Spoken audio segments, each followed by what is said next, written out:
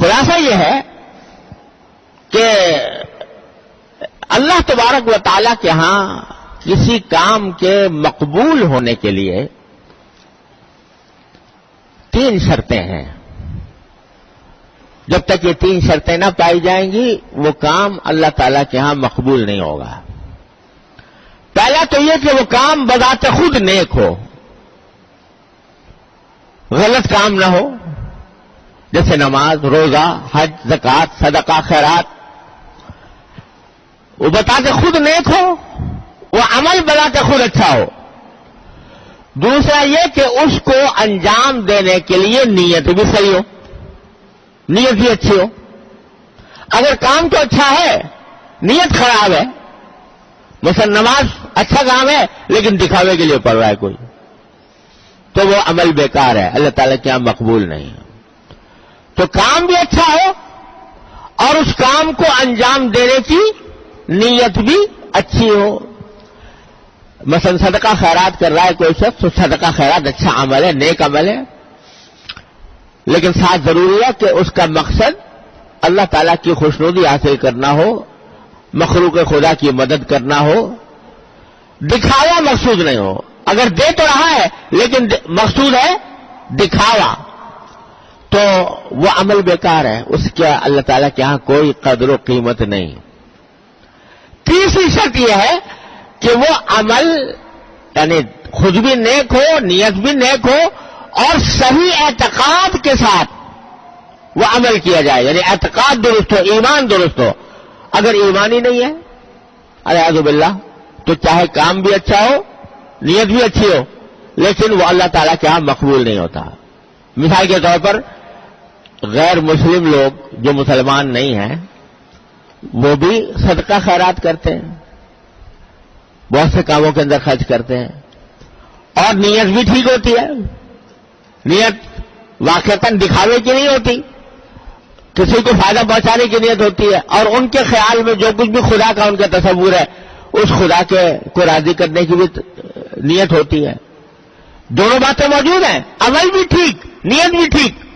لیکن تیسری چیز یعنی ایمان، اللہ پر ایمان، اللہ کے رسول صلی اللہ علیہ وسلم پر ایمان، یوم آخرت پر ایمان، یہ ایمان کی شرط مفقود ہے. تو اللہ تعالیٰ اس کے لیے اس اعمال کا کوئی صلہ اس کو جنت میں نہیں ملے گا. اللہ تعالیٰ اس کا صلہ دنیا میں دے دیتے ہیں، اس کو دنیا میں اس کا حساب چکا دیتے ہیں. جو اس نے نیک عمل کیا دنیا کے اندر اس کو بڑھوتری مل جائے گی، ترقی ملے گی، مال میں اضافہ ہوگا، شہرت میں اضافہ ہوگا، دنیا اس کی تعریف کرے گی وغیرہ وغیرہ. یہ دنیا کے اندر اس کو اس کا بدلہ مل جائے گا، آخرت میں نہیں ملے گا.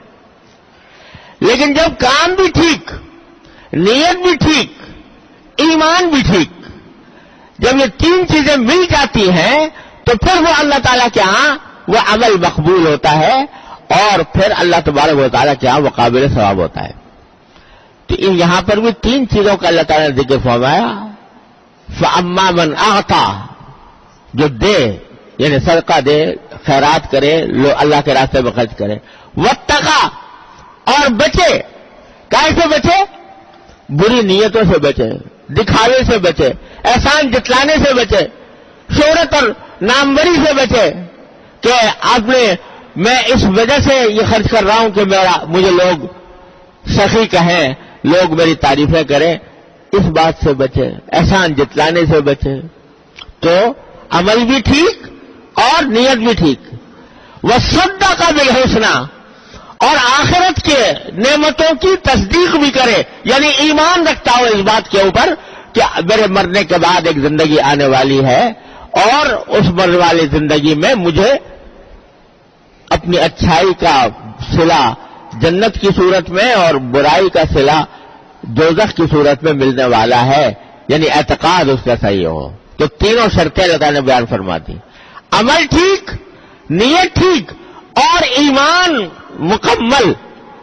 جو شخص یہ کرے گا فَسَنُيَسِّرُهُ لِلْيُسْرَىٰ، تو ہم اس کے لیے اس یسرا یعنی وہ جو راحت کی جگہ آخرت میں آنے والی ہے اس تک پہنچنے کا راستہ اس کے لیے آسان کر دیں گے. یعنی جو یہ تین کاموں کے ساتھ وہ نیک عمل کرے گا تو وہ نیک عمل کرنے کے نتیجے میں اللہ تبارک و تعالیٰ اس کی باقی ماندہ زندگی میں بھی نیک اعمال کی اس کی توفیق عطا فرمائیں گے، اور نیک اعمال کی توفیق ملنے کے نتیجے میں بالآخر وہ یسرا تک پہنچے گا، یعنی آخرت کی نعمتوں تک پہنچے گا۔ یہ ہے خلاصہ اس جملے کا، لیکن جیسا میں عرض کیا تھا کہ اس کی تھوڑی تفصیل کی ضرورت ہے، تو انشاءاللہ اللہ تبارک و تعالیٰ نے زندگی عطا فرمائی تو اگلے بیان میں اس کو عرض کرنے کی کوشش کروں گا۔ فی الحال اتنا اگر ذہن میں بات آ جائے کہ اللہ تبارک و تعالیٰ نے ہمارے ہر عمل کے مقبول ہونے کی بنیادی شرائط بیان فرما دی ہے۔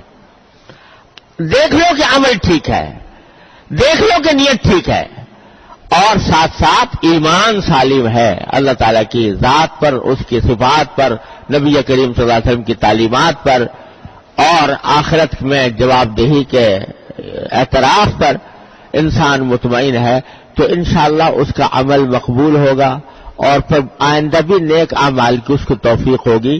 اللہ تبارک و تعالیٰ اپنے فضل و کرم سے، اپنی رحمت سے ہمیں ان تمام تینوں شرطوں پر عمل کرنے کی مکمل توفیق عطا فرمائے۔ وآخر دعوانا الحمدللہ رب العالمین۔